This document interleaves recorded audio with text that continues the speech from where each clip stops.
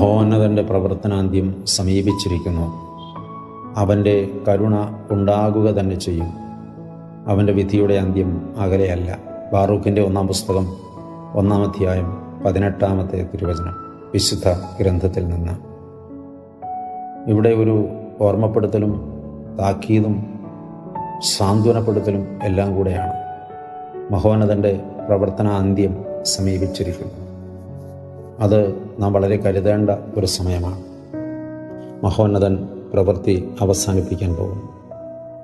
അവൻ്റെ കരുണ ഉണ്ടാവുക തന്നെ ചെയ്യും. എന്തുകൊണ്ടെന്നാൽ അവൻ കരുണാസമ്പൂർണനായ ദൈവമാണ്. അവൻ സ്നേഹസ്വരൂപനായ ദൈവമാണ്. അവൻ ക്ഷമാശീലനായ ദൈവമാണ്. അവൻ്റെ വിധിയുടെ അന്ത്യം അകലെയല്ല. ആശ്വാസത്തിനുള്ള മാർഗം ഇതിനകത്തുണ്ട്. സമാധാനത്തിനുള്ള മാർഗവും ഇതിനകത്തുണ്ട്. ഒപ്പം ആശങ്കപ്പെടുവാനും ഇവിടെ സാധ്യതയുണ്ട്.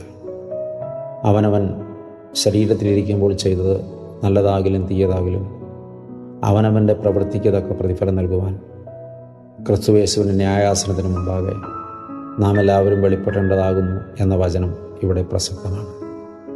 അവൻ്റെ പ്രവർത്തനാന്ത്യം സമീപിച്ചിരിക്കുന്നു. ആശ്വാസം അവൻ്റെ കരുണ ഉണ്ടാവുക തന്നെ ചെയ്യും. അവൻ്റെ വിധിയുടെ അന്ത്യം അകലെയല്ല. നന്മ ചെയ്തവർക്ക് അനുഗ്രഹവും തിന്മ ചെയ്തവർക്ക് ശാപവും അവരവരുടെ പ്രവൃത്തിക്ക് തക്കവണ്ണം അവരവർ അർഹിക്കും. സൂക്ഷ്മതയുള്ളവരായിരിക്കാം. ദൈവം അനുഗ്രഹിക്കട്ടെ. ഒത്തിരി സ്നേഹത്തോടെ പാറേക്കരയച്ചൻ.